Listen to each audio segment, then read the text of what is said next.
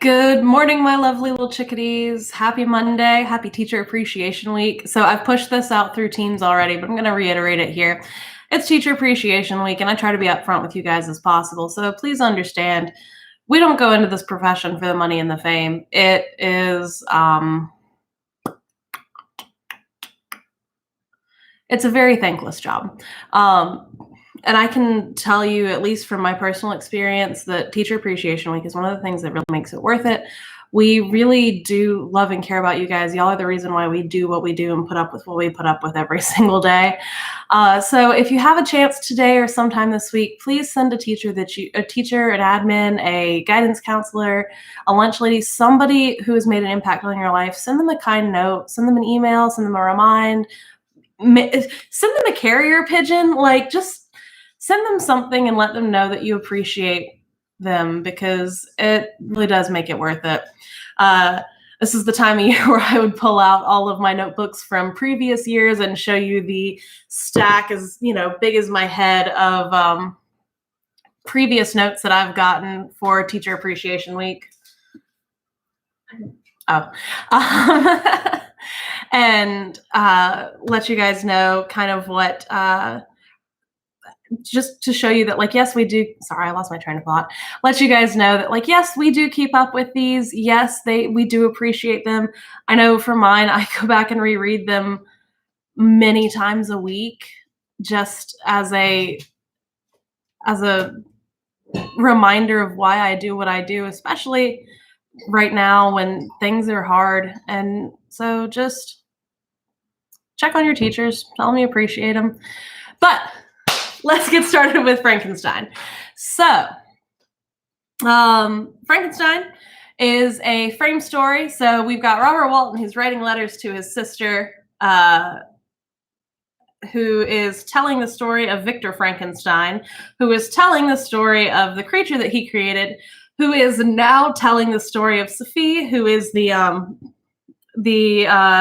Arabic woman who comes to live with the cottagers, who he is staking out in their pigsty. So we're at the bottom part of our frame story now. We're 4 levels deep. This is as deep as we're going to go, and it's going to start to slowly come back out as we continue through the text. So we are picking up with chapter 14 today. So let's get started, shall we? Sorry, I went on a rant there at the beginning, and I apologize. Such was the history of my beloved cottagers. It impressed me deeply. I learned from the views of social life which it developed to admire their virtues and to depreciate the vices of mankind. And yet I looked upon crime as a distant evil. Benevolence and generosity were ever present before me, inciting within me a desire to become an actor in the busy scene where so many admirable qualities were called forth and displayed. But in giving an account of the progress of my intellect, I must not omit a circumstance which occurred in the beginning of the month of August of the same year. One night, during my accustomed visit to the neighboring wood, where I collected my own food and brought home firing for my protectors, I found on the ground a leathern portmanteau, that's a briefcase more or less, containing several articles of dress and some books. I eagerly seized the prize and returned with it to my hovel. Fortunately, the books were written in the language, the elements of which I had acquired at the cottage. They consisted of Paradise Lost, a volume of Plutarch's Lives, and the Sorrows of Werther. The possession of these great treasures gave me extreme delight. I now continually studied and exercised my mind upon these histories, whilst my friends were employed in their ordinary occupations. I can hardly describe to you the effect of these books. They produced in me an infinity of new imaginings and feelings that sometimes raised me to ecstasy, but more frequently sunk me into the lowest dejection. In the Sorrows of Werther, besides the interest of its simple and affecting story, so many opinions are canvassed, and so many lights thrown upon what had hitherto been to me obscure subjects, that I found in it a never-ending source of speculation and astonishment. The gentle and domestic manners it described, combined with lofty sentiments and feelings, which had for their object something out of self, accorded well with my experience among my protectors and the wants which were forever alive in my own bosom. But I thought Werther himself to be a more divine being than I had ever beheld or imagined. His character contained no pretension, but it sunk deep. The disquisitions upon death and suicide were calculated to fill me with wonder. I did not pretend to enter into the merits of the case, yet I inclined toward the opinion of the hero, whose extinction I wept, without precisely understanding it. As I read, however, I applied much personally to my own feelings and consideration. I found myself similar, yet at the same time strangely unlike the beings concerning whom I read, and to whose conversation I was a listener. I sympathized with, and partly understood them, but I was uninformed in mind. I was dependent on none and related to none. The path of my departure was free, and there was none to lament my annihilation. My person was hideous and my stature gigantic. What did this mean? Who was I? What was I? Whence did I come? What was my destination? These questions continually recurred, but I was unable to solve them. The volume of Plutarch's Lives which I possessed contained the histories of the first founders of the ancient republics. This book had a far different effect upon me from the Sorrows of Werther. I learned from Werther's imaginations despondency and gloom, but Plutarch taught me high thoughts. He elevated me above the wretched sphere of my own reflections to admire and love the heroes of ages past. Many things I read surpassed my understanding and experience. I had a very confused knowledge of kingdoms, wide extents of country, mighty rivers, and boundless seas. But I was perfectly unacquainted with towns and larger assemblages of men. The cottage of my protectors had been the only school in which I had studied human nature, but this book developed new and mightier scenes of action. I read of men concerned in public affairs, governing or massacring their species. I felt the greatest ardor for virtue rise within me, an abhorrence for vice, as far as I understood the significations of those terms, relative as they were, as I applied them to pleasure and pain alone. Induced by these feelings, I was of course led to admire peaceable lawgivers, Numa, Solon, Ligurius, in preference to Romulus and Theseus. The patriarchal lives of my protectors caused these impressions to take firm hold on my mind. Perhaps if my first introductions to humanity had been made by a young soldier, burning for glory and slaughter, I should have been imbued with different sensations. But Paradise Lost excited different and far deeper emotions. I read it, as I had read the other volumes which had fallen into my hands, as a true history. It moved every feeling of wonder and awe that the picture of an omnipotent God warring with his creatures was capable of exciting. I often referred to the several situations as their similarities struck me to my own life. Like Adam, I was created, apparently united by no link to any other being in existence, but his state was far different from mine in every other respect. He had come forth from the hands of God, a perfect creature, happy and prosperous, guarded by the special care of his Creator. He was allowed to converse with and acquire knowledge from beings of a superior nature. But I was wretched, helpless, and alone. Many times I considered Satan as the fitter emblem of my condition, for often, like him, when I viewed the bliss of my protectors, bitter gall of envy rose within me. Hold on, tea time.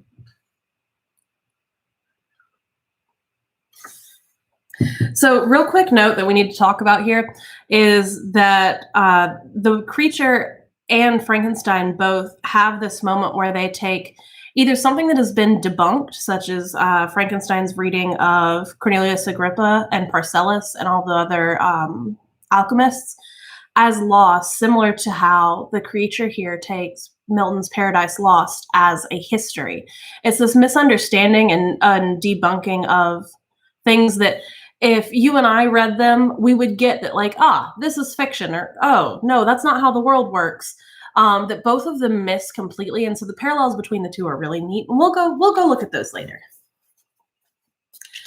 Another circumstance strengthened and confirmed these feelings.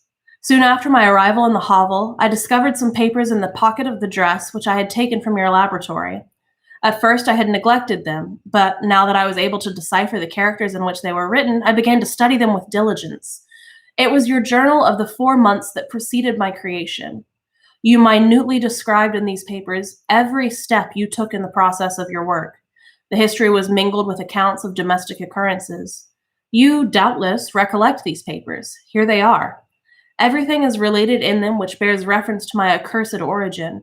The whole detail of that series of disgusting circumstances which produced it is set in view. The minutest description of my odious and loathsome person is given, in language which painted your own horrors and rendered mine ineffaceable. I sickened as I read. Hateful day when I received life, I exclaimed in agony. Cursed Creator, why did you form a monster so hideous that even you turned from me in disgust? God in pity made man beautiful and alluring after his own image, but my form is a filthy type of yours, more horrid from its very resemblance. Satan had his companions, fellow devils, to admire and encourage him, but I am solitary and detested. These were the reflections of my hours of despondency and solitude. But when I contemplated the virtues of the cottagers, their amiable and benevolent dispositions, I persuaded myself that when they should become acquainted with my admiration of their virtues, they would compassionate me and overlook my personal deformity. Could they turn from their door one, however monstrous, who solicited their compassion and friendship? I resolved, at least, not to despair, but in every way fit myself for an interview with them, which would decide my fate. I postponed this attempt for some months longer. The importance attached to its success inspired me with the dread lest I should fail. Besides, I found that my understanding was improved so much with every day's experience that I was unwilling to commence this undertaking until a few more months should have added to my wisdom. Several changes in the meantime took place in the cottage. The presence of Sophie diffused happiness among its inhabitants, and I also found that a greater degree of plenty remained there. Felix and Agatha spent more time in amusement and conversation, and were assisted in their labors by servants. They did not appear rich, but they were contented and happy. Their feelings were serene and peaceful, while mine became every day more tumultuous. Increase of knowledge only discovered to me more clearly what a wretched outcast I was. I cherished hope, it is true, but it vanished when I beheld my person reflected in water or my shadow in the moonshine, even as that frail image in the inconsistent shade. I endeavored to crush these fears and to fortify for myself the trial which in a few months I resolved to undergo, and sometimes I allowed my thoughts unchecked by reason to ramble in the fields of paradise, and dared to fancy amiable and lovely creatures sympathizing with my feelings and cheering my gloom. Their angelic countenances breathed smiles of consolation. But it was all a dream. No Eve soothed my sorrows or shared my thoughts. I was alone. I remembered Adam's supplication to his Creator, but where was mine? He had abandoned me, and in the bitterness of my heart I cursed him. Autumn passed thus. I saw with surprising grief the leaves decay and fall, and nature again assumed the barren and bleak appearance it had worn when I first beheld the woods and the lovely moon. Yet I did not heed the bleakness of the weather. I was better fitted by my conformation for the endurance of cold than heat. But my chief delights were in the sight of the flowers, the birds, and all the gay apparel of summer. When those deserted me, I turned more attention towards the cottagers. Their happiness was not decreased by the absence of summer. They loved and sympathized with one another, and their joys, depending on each other, were not interrupted by the casualties that took place around them. The more I saw of them, the greater became my desire to claim their protection and kindness. My heart yearned to be known and love these amiable creatures. To see their sweet looks turned towards me with affection was the utmost limit of my ambition. I dared not think that they would turn them from me with disdain and horror. The poor that stopped at their door were never driven away. I asked, it is true, for greater treasures than a little food or rest. I required kindness and sympathy, but I did not believe myself utterly unworthy of it. The winter advanced, and an entire revolution of the seasons had taken place since I awoke into life. My attention at this time was solely directed towards my plan of introducing myself to the cottage of my protectors. I revolved many projects, but that on which I finally fixed was to enter the dwelling when the blind old man should be alone. I had sagacity enough to discover that the unnatural hideousness of my person was the chief object of horror with those who had formerly beheld me. My voice, although harsh, had nothing terrible in it, I thought. Therefore, that in the absence of his children, I could gain the goodwill and mediation of the old DeLacy. I might, by his means, be tolerated by my younger protectors. One day, when the sun shone on the red leaves that strewed the ground and diffused cheerfulness, although it denied warmth, Sophie, Agatha, and Felix departed on a long country walk, and the old man, at his own desire, was left alone in the cottage. When his children had departed, he took up his guitar and played several mournful but sweet airs, more sweet and mournful than I had ever heard him play before. At his first countenance was illuminated with pleasure, but as he continued, thoughtfulness and sadness succeeded. At length, laying aside the instrument, he sat absorbed in reflection. My heart beat quick. This was the hour and moment of my trial which would decide my hopes or realize my fears.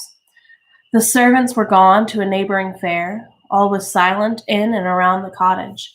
It was an excellent opportunity, yet when I proceeded to execute my plan, my limbs failed me and I sunk to the ground. Again I rose, and exerting all the firmness of which I was mastered, removed the planks which I had placed before my hovel to conceal my retreat. The fresh air revived me, and, renewed with determination, I approached the door of their cottage. I knocked. "Who is there?" said the old man. "Come in." I entered. "Pardon this intrusion," said I. "I am a traveler in want of a little rest. You would greatly oblige me if you could allow me to remain a few minutes before the fire." "Enter," said DeLacy, "and I will try in what manner I can to relieve your wants. But unfortunately, my children are from home, and as I am blind, I am afraid I shall find it difficult to procure food for you." "Do not trouble yourself, my kind host. I have food. It is warmth and rest only that I need." I sat down, and a silence ensued. I knew that every minute was precious to me, yet I remained irresolute in what manner to commence the interview, when the old man addressed me. "By your language, stranger, I suppose you are my countryman. Are you French?" "No, but I was educated by a French family, and understand that language only. I'm going to claim the protection of some friends whom I sincerely love, and of whose favor I have some great hopes." "Are they German?" "No, they are French. But let us change the subject. I am an unfortunate and deserted creature. I look around, and I have no relation or friend upon the earth. These amiable people to whom I go to have never seen me and know little of me. I am full of fears, for if I fail there, I am an outcast in the world forever." "Do not despair. To be friendless is indeed to be unfortunate, but the hearts of men, when unprejudiced by any oblivious or obvious self-interest, are full of brotherly love and charity. Rely therefore on your hopes, and if these friends are good and amiable, do not despair." "They are kind. They are the most excellent creatures in the world. But unfortunately, they are prejudiced against me. I have good dispositions. My life has hitherto been harmless and in some degree beneficial, but a fatal prejudice clouds their eyes, and where they ought to see a feeling and kind friend, they behold only a detestable monster." "That is indeed unfortunate. But are you really blameless? Can you not undeceive them?" "I am about to undertake that task, and it is on that account I feel so many overwhelming terrors. I tenderly love these friends. I have, unknown to them, been for many months in the habitats of daily kindnesses towards them. They believe that I wish to injure them, and it is that prejudice which I wish to overcome." "Where do these friends reside?" "Near this spot." The old man paused and then continued. If you will unreservedly confide to me the particulars of your tale, I may perhaps be of use in undeceiving them. I am blind and cannot judge of your countenance, but there is something in your words which persuades me that you are sincere. I am poor and an exile, but it will afford me true pleasure to be in any way serviceable to a human creature." "Excellent man, I thank you, and accept your generous offer. You raise me from the dust by this kindness, and I trust that by your aid I shall not be driven from society and sympathy of your fellow creatures." "Heaven forbid! Even if you were really criminal, for that can only drive you to desperation, and not instigate you to virtue. I also am unfortunate. I and my family have been condemned, although innocent. Judge, therefore, if I do not feel for your misfortunes. How can I thank you, my best and only benefactor? From your lips I have heard the voice of kindness directed towards me. I shall forever be grateful, and your present humanity assures me of success with those friends whom I am on the point of meeting. May I know the friends and residents of those friends? May I know the names and residents of those friends? I paused. This, I thought, was the moment of decision, which was to rob me of or bestow happiness on me forever. I struggled vainly for firmness sufficient to answer him, but the effort destroyed all my remaining strength. I sank onto the chair and sobbed aloud. At that moment, I heard the steps of my younger protectors. I had not a moment to lose, but seizing the hand of the old man, I cried, "Now is the time. Save me and protect me. You and your family are the friends whom I seek. Do not desert me in the hour of trial." "Great God!" exclaimed the old man. "Who are you?" At that instant, the cottage door was opened, and Felix, Sophie, and Agatha entered. Who can describe the horror and consternation on the beholding of me? Agatha fainted, and Sophie, unable to attend to her friend, rushed out of the cottage. Felix darted forward, and with supernatural force tore me from his father, to whose knees I clung. In a transport of fury, he dashed me to the ground and struck me violently with a stick. I could have torn him limb from limb as the lion rends the antelope, but my heart sunk within me, as with bitter sickness, and I refrained. I saw him on the point of repeating his blow, when overcome by pain and anguish, I quitted the cottage, and in the general tumult escaped unperceived to my hovel. So that's the end of chapter 14 and where we're going to stop for today. I finished up with Fahrenheit with my English too, so we're going to be doing Frankenstein every day this week until I figure out something else to read with them. So I'll see you guys tomorrow, same time, same place for chapter 15. Be safe, make good choices, don't get serial killed. Remember to wash your hands. Bye!